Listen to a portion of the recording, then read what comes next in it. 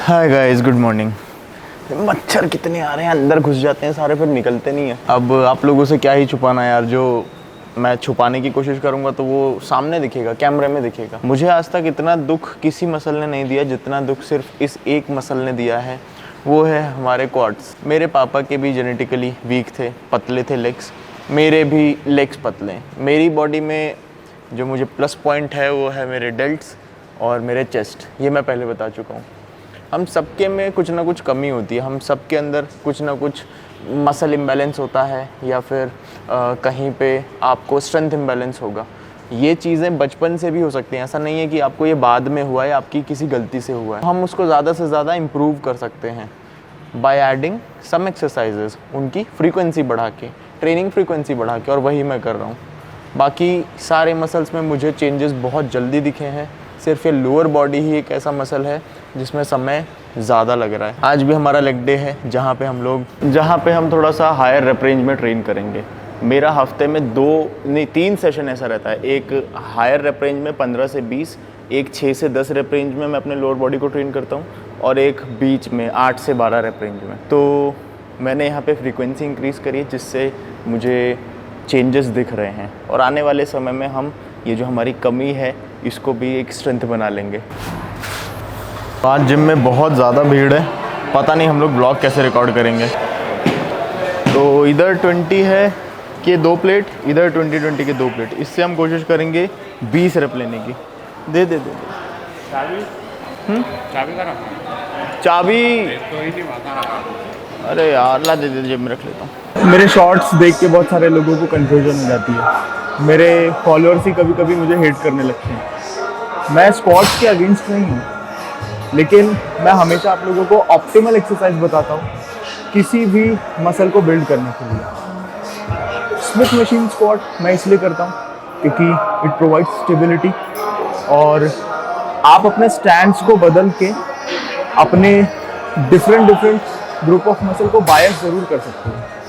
आगे हो जाओगे थोड़ा सा ये हैक स्क्वाट बन जाती है, पीछे हो जाओगे तो आपके क्वाड्स, ग्लूट्स ये सब इक्वली बायस होंगे, तो ये डिफरेंस आ जाता है।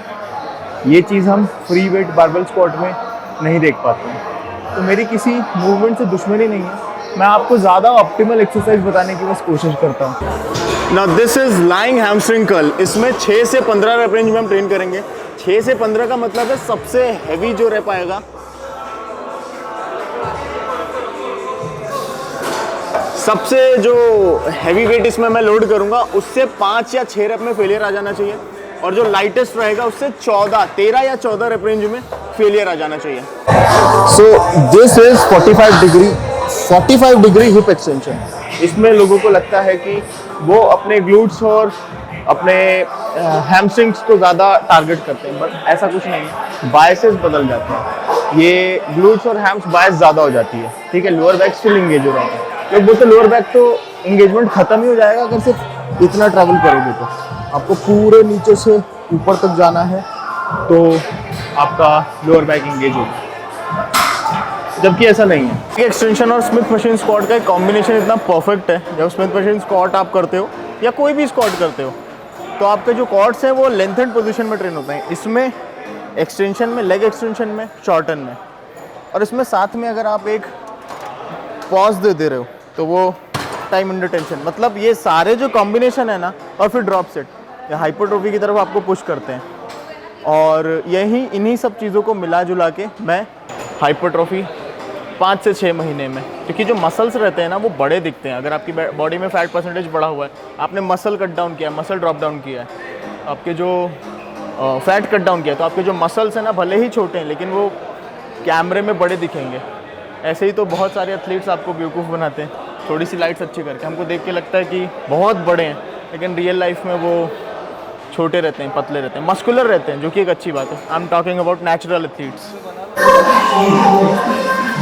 सो अभी I am gonna do standing calf raises. Standing calf raises seated calf raises से बेटर है, क्योंकि हमारे काफ के 2 पार्ट होते हैं, गैस्ट्रोस्मियस एंड सोलियस, ठीक है।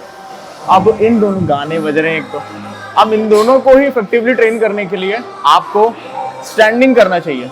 ऐसा क्यों? क्योंकि स्टैंडिंग काफ रेजेस में आपका जो गैस्ट्रोस्मियस होता है वो लेंथन में ट्रेन होता है, सोलियस भी इंगेज हो रहा है। अगर आप सीटेड करते हो तो फिर ये जो गैस्ट्रोस्मियस है ये कम फोर्स प्रोड्यूस कर पाता है, सोलियस वहां पे ज्यादा काम करता है। यहाँ पे दोनों इक्वल है, ठीक है, तो इसलिए ये बेटर है। अब आपके पास अगर टाइम ज्यादा है तो आप सीटेड काफ रेजेस भी कर सकते हो और इसको भी कर सकते हो मैक्सिमम हाइपरट्रॉफी के लिए, लेकिन टाइम अगर कम है तो this is more than enough. तो ये जो सेटअप है थोड़ा सा टफ है, अगर भीड़ है जिम में तो आप शायद ना कर पाओ। This is for your tibialis anterior. जिन लोगों को यहाँ पे पेन होता है चलने दौड़ने भागने में, बंद कर दिया था, उन लोगों के लिए काफ़ी अच्छी एक्सरसाइज है। शिन स्प्लिंट्स जिसको कहते हैं वो नहीं होगा। ये मसल को हम बहुत इग्नोर कर देते हैं।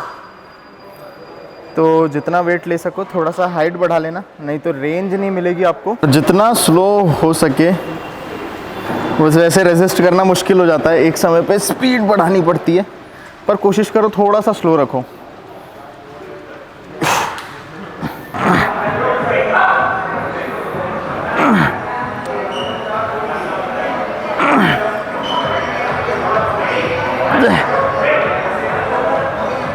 और ये है आज के दिन की आखिरी exercise, weighted jump squat. Jump squat एक तरीके से बॉडी वेट एक्सरसाइज हो जाती है, इसको आप स्किप कर सकते हो। ये मैं इसलिए करता हूँ क्योंकि मुझे ये स्किल मास्टर करनी है। मैं बहुत सारी बॉडी वेट एक्सरसाइज भी करता हूँ जिसमें jump squat multiple times use होती है, बहुत फ्रिक्वेंटली यूज़ होती है। तो किसी दिन अपना बॉडी वेट सेशन भी मैं डालूँगा। आप लोगों के साथ कभी ऐसा हुआ है कि आपने लोअर बॉडी एक्सरसाइज करी और आपकी अपर बॉडी पंप हो गई है? ये मेरे साथ हो रहा है। तो बेसिकली आप लोअर बॉडी एक्सरसाइज करते हो ना, तो अपर बॉडी को वो सपोर्ट करती है। कैसे? क्योंकि लेग मसल हमारा बड़ा है, बड़े मसल्स को ट्रेन करने में हमारा नेचुरल टेस्टोस्टेरोन बूस्ट होता है। हमारे जो हार्मोन्स हैं, ग्रोथ हार्मोन्स, उनको पंप मिलता है। इस वजह से आपको ऐसा पंप देखने को मिल सकता है। और अभी लाइट भी यहाँ है और थोड़ी सी मैंने वो कम कर रखी है, इसलिए मैं थोड़ा सा ज़्यादा चौड़ा दिख रहा हूँ। तो वर्कआउट हो गया है। पोस्ट वर्कआउट स्ट्रेचिंग नहीं करी है मैंने, क्योंकि वो उसकी नीड नहीं है। आपकी सोरनेस, आपकी रिकवरी अगर नहीं होती है, सोरनेस बहुत लंबे समय तक रहती है, तो इसके पीछे आपका कम सोना है, सही न्यूट्रिशन ना रखना है, एसेंशियल सप्लीमेंट ना ऐड करना है, ये इसके पीछे का रीज़न है। अभी ऑलरेडी माइक्रोस्कोपिक टीयर हैं आपके मसल्स में, इनको आप स्ट्रेच करोगे तो आपको लगता है कि जो टीयर्स हैं वो स्ट्रेच करने से हील अप होंगे, ये सेंस नहीं बनाता है। आपको मूवमेंट करनी है नॉर्मल, जो आप चलते फिरते हो दिन भर में। You can add cardio, you can add active rest, लेकिन स्ट्रेचिंग नहीं। मैं पिछले 8-10 महीने से स्ट्रेचिंग करना छोड़ चुका हूँ। You need rest, you need nutrition, you need movement, that's it. उसी से ब्लड का सर्कुलेशन बढ़ेगा, और जब ब्लड का सर्कुलेशन बढ़ेगा तो रिकवरी जल्दी होगी। स्ट्रेचिंग से वो आप जो सोरनेस आई है उसको और ज़्यादा पोस्टपोन कर दोगे। धन्यवाद। तो वर्कआउट ख़त्म हो गया है। अभी मैं आपको थोड़ी ही देर में अपनी पूरी मील जो मैं खा रहा हूँ उसको एक्सप्लेन कर देता हूँ दिन भर में। मेरे को क्योंकि IBS की प्रॉब्लम है, ठीक है, अगर मैं ज़्यादा करता हूँ कोई भी एक चीज़ को लेके, जैसे मैं रोटियाँ बहुत सारी खा लूँ, ओट्स बहुत सारा खा लूँ, या फिर कोई भी ऐसी चीज़ जो मेरे गट को ट्रिगर कर दे, ठीक है, वो पूरी एक लिस्ट है, ठीक है, तो मुझे प्रॉब्लम हो जाती है। इसलिए मैं वही चीज़ें खाता हूँ जो मेरे गट पे ईजी रहे। अब इसका मतलब ये नहीं है कि मैं रोटी के खिलाफ हूँ। मैं पूरे दिन सिर्फ और सिर्फ वाइट राइस खाता हूँ, पोटैटो खाता हूँ, 30 से 40 ग्राम के आसपास दाल खाता हूँ, मूंग दाल रहती है वो बिना छिलके वाली। उसके बाद ये कटोरा भर के फ्रूट्स रहता है, और उसके बाद ये थोड़ा सा एवोकाडो, ठीक है, ताकि मेरा फैट पूरा हो जाए। और प्रोटीन पूरा करने के लिए मैं 4 से 5 स्कूप के आसपास ये वे प्रोटीन लेता हूँ, as it is atom whey isolate, ठीक है, क्योंकि वो it is easy on gut. अब जितने भी अब आप लोग बोलोगे कि 5 से 6 स्कूप वे प्रोटीन खाते हो कोई प्रॉब्लम तो नहीं होती। वे प्रोटीन बनता किससे? वे प्रोटीन दूध से ही तो बनता है, कोई प्रॉब्लम नहीं होती है। लेकिन ये प्रॉब्लम मैं जनरलाइज नहीं कर रहा हूँ कि सबके लिए ही है, 6 स्कूप खाओ कोई दिक्कत नहीं है, क्योंकि ये कैरी करना बहुत आसान है। अब क्योंकि ये कैरी करना बहुत आसान है, इसलिए हम आसानी से इसको कहीं पे भी ला ले जा सकते हैं। लेकिन और क्यों ला ले जा सकते हैं? क्योंकि बस डब्बे में भरा और उसको कहीं पे भी हमने निकाल के खा लिया। आप कहीं पे भी निकाल के खा रहे हो और दिन भर के 4 से 5 स्कूप खा रहे हो, और अगर आप लोगों को कोई प्रॉब्लम हो रही है गट में, या फिर एक्ने ब्रेकआउट, या फिर हीट बढ़ रही है, तो फिर शायद आपको वो 4 से 5 स्कूप वे प्रोटीन सूट नहीं कर रहा है। मुझे कर रहा है, दूसरी चीज़ मैं अफोर्ड कर सकता हूँ, इसलिए मैं उसको ले रहा हूँ, ठीक है। तो आप लोग अपनी अपनी नीड के हिसाब से चीज़ें ऐड करो, ठीक है, और अपनी बॉडी को समझो कि आपकी बॉडी को क्या सूट हो रहा है, उस हिसाब से चीज़ें ऐड करो, एलिमिनेट करो।